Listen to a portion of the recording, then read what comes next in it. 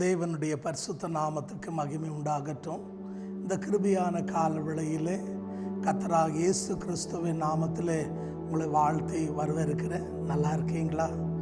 இந்த கால வேளையில் தேவ சமூகத்தில் இந்த நாள் உங்களுக்கு கர்த்தர் ஆசீர்வாதமாய் மாற்றுவார்.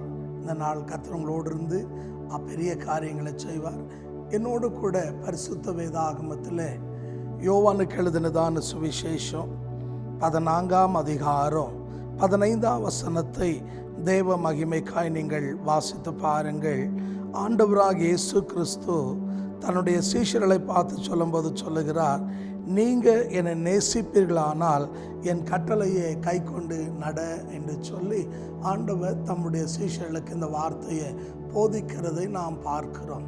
அன்பான சகோதரனே சகோதரியே, இந்த கிருபையான காலவெளியிலே சமீபத்திலும் தூரத்தில் கவனிக்கிற நாம், தேவன் நம்மிடத்தில் எதிர்பார்க்கிறது என்னவென்று சொன்னால், நாம் கிறிஸ்துவர்களாக விசுவாசிகளாக நாம் தேவ பிள்ளைகளாக அழைக்கப்படுவது மாத்திரம் அல்ல, அழைக்கப்படுகிற நாம் அவருடைய வார்த்தையை கை கொண்டு நடக்க வேண்டும் என்று தேவன் நம்மிடத்தில் எதிர்பார்க்கிறவராக இருக்கிறார். இன்னைக்கு பெரும்பாலும் அநேகருடைய ஆவிக்குரிய வாழ்க்கையில் விழுட்சியை காண்பதுக்கு காரணம், அவங்க வளராமல் போகிறதுக்கு காரணம், ஆசீர்வாதமாக இல்லாமல் போகிறதுக்கு காரணம் என்னென்னா, அவங்க உதடிலே ஆண்டவரை நான் நேசிக்கிறேன் என்று சொல்லுகிறார்கள், ஆனால் அவருடைய உள்ளமோ தேவனுக்கு தூரமாக இருக்கிறது. ஆண்டவர் இஸ்ரவேல் மக்களை பார்த்து சொல்லும்போது சொன்னார், இவர்கள் ஆண்டவரே ஆண்டவரே என்று சொல்லுகிறார்கள் உதட்டில், ஆனால் இருதயத்தில் எனக்கு தூரமாக இருக்கிறார்கள் என்று சொன்னார். காரணம் என்ன என்று சொன்னீங்கன்னா, அவங்க சொல்கிறதுக்கும் அவங்க வாழ்கிறதுக்கும் சம்பந்தம் இல்லாமல் இருந்தது. ஆகையாலே இந்த கால வேளையில் நீங்கள் ஆசீர்வதிக்கப்பட வேண்டுமானால், நல்ல நிலைக்கு தேவன் உங்களை கொண்டு வர வேண்டுமானால், நீங்கள் அநேகருக்கு ஆசீர்வாதமாய் காணப்பட வேண்டுமானால், இந்த வார்த்தையை நாம் என்ன செய்ய வேண்டும்? கை கொண்டு நடக்க வேண்டும். என்னோடு கூட யாக்கோபுக்கு எழுதினதான நிருபம் 2ஆம் அதிகாரம் 17ஆம் வசனத்தை வாசித்து பாருங்கள். அங்கே இயேசு கிறிஸ்துவனுடைய சொந்த சகோதரர் அவருடைய நிருபத்திலே எழுதும்போது அவர் ரொம்ப அழகாக சொல்லுகிறார், விசுவாசம் இல்லாத கிரியை ஜீவன் இல்லாதது என்று சொல்லி. அப்படி என்று சொன்னால், அன்பான தேவஜனமே, நான் விசுவாசிக்கிறேன் என்று சொன்னால் போதாது, அந்த விசுவாசத்தில் என்ன இருக்கணும்? ஜீவன் இருக்கணும்.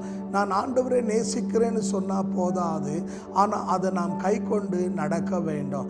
இப்படி நாம் நடக்காமல் போகணும்னு சொன்னீங்கன்னா, ஆண்டவர் சொல்கிறாரு, கிரியை இல்லாத விசுவாசம் செத்தது என்று யாக்கோபு 2ஆம் அதிகாரம் 26ஆம் வசனத்திலே சொல்லுகிறார்.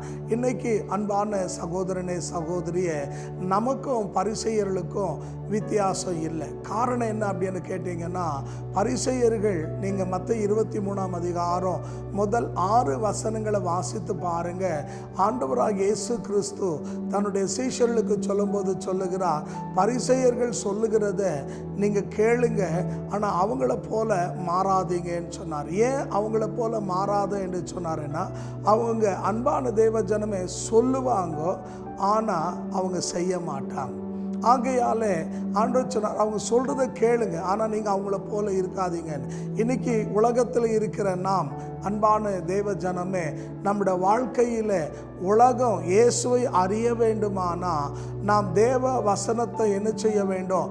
கை கொண்டு நடக்க வேண்டும். எப்போ நாம் தேவ வார்த்தையை கை கொண்டு நடக்க ஆரம்பிக்கிறோமோ, நம்முடைய வாழ்க்கை அன்பான தேவ ஜனமே முற்றிலுமாய் ஆசீர்வாதம் நமக்கு உண்டாகும். நீங்கள் என்னோடு கூட பரிசுத்த வேதாகமத்தில் 1 யோவானுக்கு எழுதினதான நிருபம் 3ஆம் அதிகாரம் 22ஆம் வசனத்திலிருந்து 24ஆம் வசனம் வரைக்கும் வாசித்து பாருங்க. அங்கே யோவான் சொல்லும்போது ரொம்ப அழகாக சொல்லுகிறார், யார் அவருடைய வசனத்தை கை கொண்டு நடக்கிறாங்களோ அவங்களுக்கு தைரியம் இருக்கும். அவங்க என்ன செய்வாங்களாம்?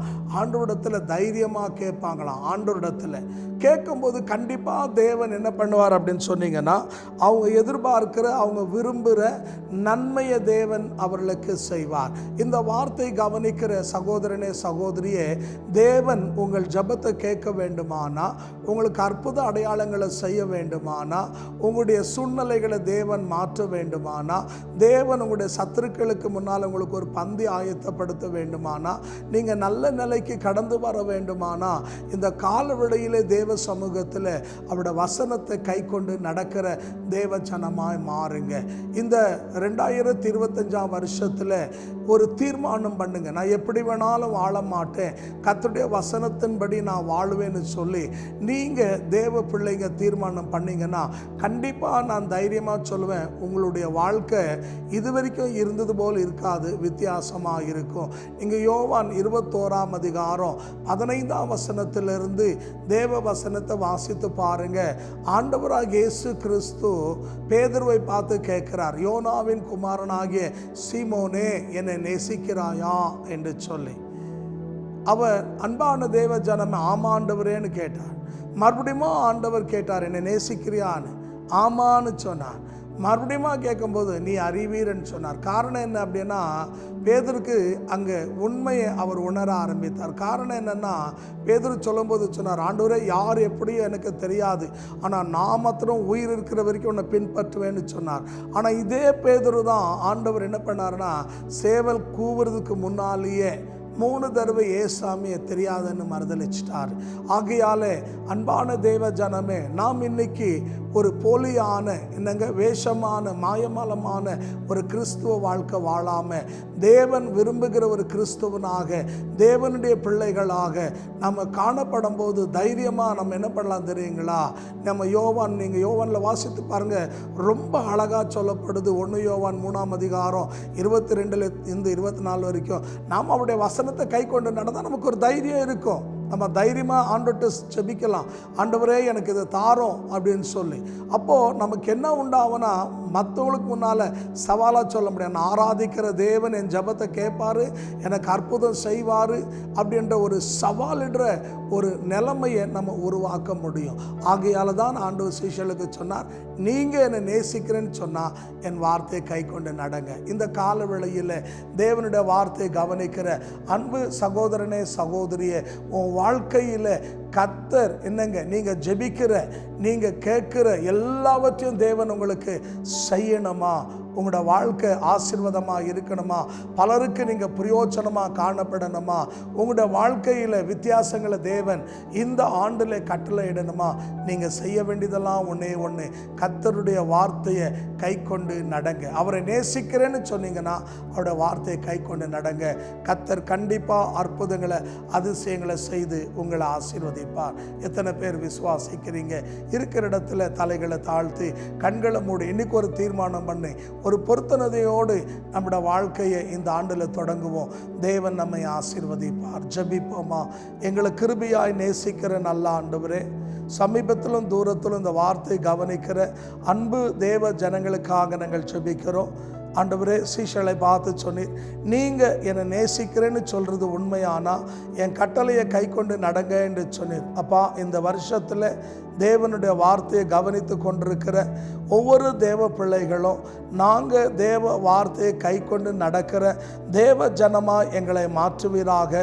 நாங்கள் பரிசெயர்களை போல, வேதப்பாரகர்களை போல அன்று நாங்கள் மாயமாலமாக வேஷம் தரித்து வாழாமல், உம்முடைய நாமத்தை நாங்கள் தூசிக்காமல், எங்களுடைய உயிருள்ள நாளெல்லாம் உம்முடைய வார்த்தையை கை கொண்டு நடக்க உதவி செய்யுங்கப்பா. இந்த வார்த்தை கேட்டு ஒப்பு கொடுத்த எல்லா தேவ பிள்ளைகளை இயேசு கிறிஸ்துவின் நாமத்தில் நாங்கள் ஆசீர்வதிக்கிறோம் அப்பா. யாரெல்லாம் சரீர பலவீனத்தோடு இருக்கிறாங்களோ அவர்களை தகப்பனே நம்முடைய வார்த்தை அனுப்பி தழும்புகளாலே சுகமாக்கும்படியாக ஜெபிக்கிறோம்.